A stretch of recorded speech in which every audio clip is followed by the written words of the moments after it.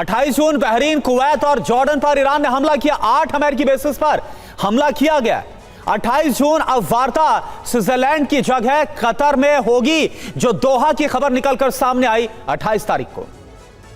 और इसी के साथ एक और बड़ी खबर है, यूएस सेंट्रल कमांड की जंगी तैयारी की भी जानकारी मिल रही है। छोटे हथियारों से वॉर प्रैक्टिस की तैयारी है। नए वॉर प्लान के तहत युद्ध अभ्यास किया जा रहा है। स्नाइपर भी वॉर रिहर्सल में शामिल बताए जा रहे हैं। ईरान के खिलाफ ग्राउंड ऑपरेशन की तैयारी की जा रही है।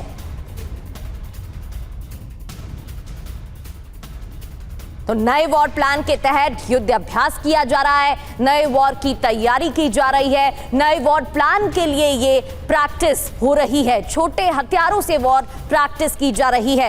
एक तरफ बातचीत, दूसरी ओर ये तैयारी। क्या संकेत मिल रहे हैं और क्यों ये तैयारी की जा रही है, इस पर भी आगे बात करेंगे, लेकिन पहले बात वार्ता की। तो देखिए, कतर की राजधानी यानी दोहा में वार्ता तो प्रस्तावित हो गई है, कल होने वाली वार्ता। लेकिन क्या ये एक धोखा है? अमेरिका क्योंकि जंग की तैयारी कर रहा है और अमेरिका ने ध्यान है आपको इससे पहले भी किया है फरवरी में जिनेवा में बातचीत और फिर 28 फरवरी को हमला। तो नंबर 1 क्या है? मोर्चे पर 4 एयरक्राफ्ट कैरियर तैनात कर दिए गए हैं। डिप्लॉयमेंट फिर से बढ़ाई जा रही है। रेडी टू अटैक मोड में 700 की संख्या में जेट्स को रखा गया। अरब सागर में फ्लाइट ऑपरेशंस तेज कर दिए गए। गल्फ के सैन्य अड्डों पर डिफेंस सिस्टम एक्टिव कर दिया गया है। सामरिक लोकेशन जो रणनीतिक लोकेशन से वहां पर सैन्य तैनाती बढ़ा दी गई है। लंबे युद्ध की तैयारी में यूएस सेंट्रल कमांड। 3 दिन हुई बमबारी भी एक बहुत बड़ा संदेश है। प्रोफेसर संजय भारद्वाज सर, एक बात बताइए, एक तरफ तो अमेरिका की तरफ से डील पर जो एमओयू हमने देखा उस पर हस्ताक्षर करते हुए कहा गया कि हमने वो कर दिया जो इससे पहले के राष्ट्रपति ने कभी नहीं किया, लेकिन ये क्या कर दिया?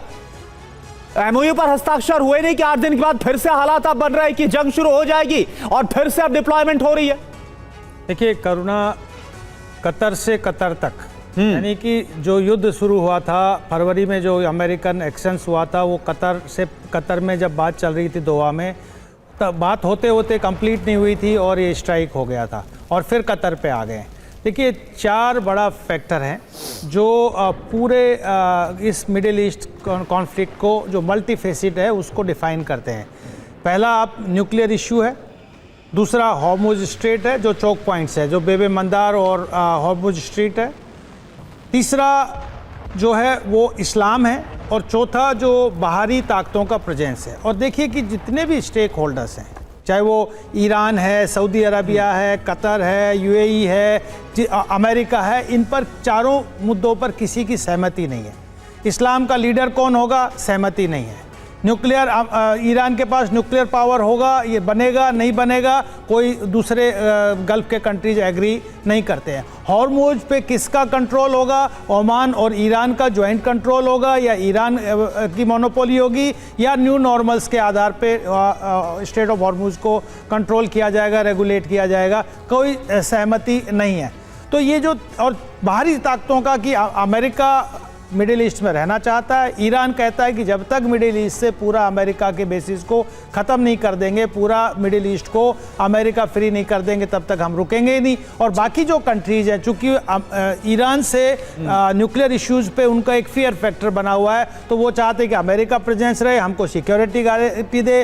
बहरीन भी चाहता है, यूएई भी चाहता है, सऊदी अरबिया भी चाहता है। तो कहने का मतलब ये है कि ये एक मल्टी फेसिड प्रॉब्लम है, और इसमें जब तक पूरे मिडिल ईस्ट और एक्सटर्नल पावर्स के स्टेक होल्डर्स इन्वॉल्व नहीं होंगे, कोई भी ट्रस्ट बिल्डिंग नहीं होगा, कोई भी सस्टेनेबल पीस की तरफ नहीं बढ़ेंगे। और ये जो कॉन्फ्लिक्ट है ये बढ़ता जाएगा, क्योंकि जहां तक कॉमन पॉइंट ही तैयार नहीं हो रहा, कॉमन ग्राउंड ही नहीं हो रहा। जो 14 एमओयू जो पॉइंट्स दिए थे, वो लग रहा था हरी में एग्री कर गए, ईरान भी एग्री कर गया, अमेरिका भी एग्री कर गया। अमेरिका के अपने डोमेस्टिक कंपल्सन्स हैं, इंटरनेशनल कंपल्सन्स हैं। ईरान को निश्चित रूप से एक ब्रेक चाहिए था, क्योंकि उनकी इकोनॉमी पूरी तरह से त्रस्त हो चुकी है। तो ये कई फैक्टर। बिल्कुल संजय भारद्वाज सर, वो कहा भी जाता है कि जब जल्दबाजी की जाती है तो इसमें गलती होने की गुंजाइश और नुकसान होने की गुंजाइश बहुत ज्यादा होती है, और वही ऐसा लग भी रहा है कि बहुत जल्दबाजी में डोनाल्ड ट्रंप नजर आ रहे थे और अब इसका अंजाम भी हम देख रहे हैं। बिल्कुल, और कई ऐसे मुद्दे हैं जो अभी तक सुलझते हुए नहीं दिखाई दे रहे हैं, उन पर भी बात करेंगे। लेकिन गाजा में इजराइल की बड़ी कार्रवाई की खबर भी आ गई है।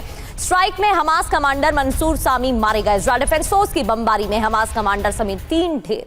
हमास की नेवल पुलिस के चीफ थे मंसूर सामी। और एक और बड़ी खबर कतर वार्ता को लेकर। कतर वार्ता से पहले बहरीन को ईरान की खुली धमकी, अगर उकसाया गया तो तबाही तय है, ईरान की तरफ से कहा जा रहा है। मुस्तफा के सलाहकार अली अकबर की यह चेतावनी, आग से ना खेले बहरीन। अली अकबर, आपको बता दें कि बहरीन पर ताजा हमला भी किया गया ईरान की तरफ से, जो सैन्य बेसिस है वहां पर अटैक किया गया है ईरान की तरफ से।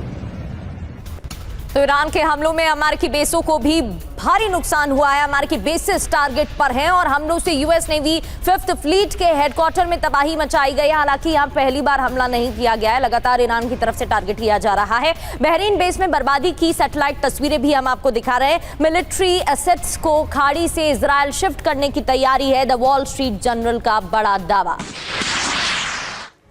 तो ईरान के हमलों से अमेरिकी बेस तबाह। 40 दिनों की जंग में अमेरिकी नेवी के 5th फ्लीट हेडक्वार्टर में तबाही मचाई गई है। लगातार यहां पर हमले किए जा रहे हैं और 5वें बेड़े के हेडक्वार्टर को $400 मिलियन से ज्यादा का नुकसान हुआ है। बिल्कुल, बेस का सैटेलाइट कम्युनिकेशन सिस्टम और वेयर हाउस तबाह कर दिया गया। बहरीन बेस में अब अंडरग्राउंड कमांड सेंटर बनेगा, जो खबर आ रही है। खाड़ी देशों से मिलिट्री एसेट्स को इजराइल शिफ्ट करने की भी तैयारी है और कुवैत और सऊदी अरब में सैन्य तैनाती कम करने पर भी विचार। इसके अलावा पेंटागन ने $80 अरब का अतिरिक्त फंड भी मांगा है। तो द वॉल स्ट्रीट जर्नल के हवाले से यह बड़ी अहम खबर है। संजय कुलकर्णी सर, अब यहाँ पर विवाद तो बढ़ता जा रहा है, लेकिन क्योंकि वार्ता हॉर्मूज के मुद्दे पर होने वाली है, तो सर मैं ये समझना चाहूंगी, जो लॉ है UNCLOS लॉ, समुद्र को लेकर जो संविधान है, उसके तहत सुरक्षा अगर आप देते हैं जहाज को या आप रास्ता दिखाते हैं तो आप टोल वसूल सकते हैं। लेकिन ईरान जो चाहता है वो कितना सही है? क्या अमेरिका इसको लेकर मानेगा? और अगर नहीं तो फिर वार्ता में तो फिर बात बन ही नहीं पाएगी और स्थिति वैसी ही हो जाएगी जहां से शुरुआत हुई थी। बिल्कुल प्रगति जी, क्या सवाल ये है कि इस बात को लेकर के राजा पहलवी ने भी 70 के दशक में कहा था कि स्ट्रेट ऑफ होर्मुज को ईरान वेपनाइज कर सकता है। यही नहीं, उन्होंने न्यूक्लियर के बारे में भी बात कही थी। और आज इसमें कोई शक नहीं, चाहे वो इंटरनेशनल स्ट्रेट है, पर टेरिटोरियल वाटर्स जो हैं, अनक्लॉज जिसके बारे में आप बात कर रही हैं, अनक्लॉज में 12 नॉटिकल माइल शोर से लेकर के टेरिटोरियल वाटर्स जो हैं वो ईरान के हैं। वैसे ही ओमान से उत्तर की तरफ ओमान के 12 नॉटिकल माइल्स हैं, यानी कि टोटल और 24 नॉटिकल माइल। और सबसे तंग जो इलाका है वो है 21 नॉटिकल माइल, यानी कि ओवरलैप है। और इसका फायदा यूएसए जिस प्रकार से बात कर रहा है, इसमें कहीं ना कहीं ईरान को लग रहा है कि यूएसए धूर्त बन के बैठा है, क्योंकि जितना भी लेकिन संजय कुलकर्णी सर, एक बात बताइए, अभी पूरी दुनिया में एकमात्र ऐसा देश है तुर्की है जो कि फिलहाल टोल वसूली करता है, लेकिन अंतर्राष्ट्रीय जो कानून नियम ये बोलते हैं कि ऐसा नहीं किया जा सकता है। लेकिन वही करने के लिए लगातार जिद पर जो ईरान है वो अड़ा हुआ स्ट्रेट ऑफ हॉर्मुज को लेकर। अगर ये सब कुछ चलता रहा और इसी पर अड़ा रहा, तो आपको नहीं लगता है कि ये ईरान की एक ब्लैकमेलिंग है, ना सिर्फ अमेरिका बल्कि दुनिया के लिए एक बड़ा संकट खड़ा हो जाएगा?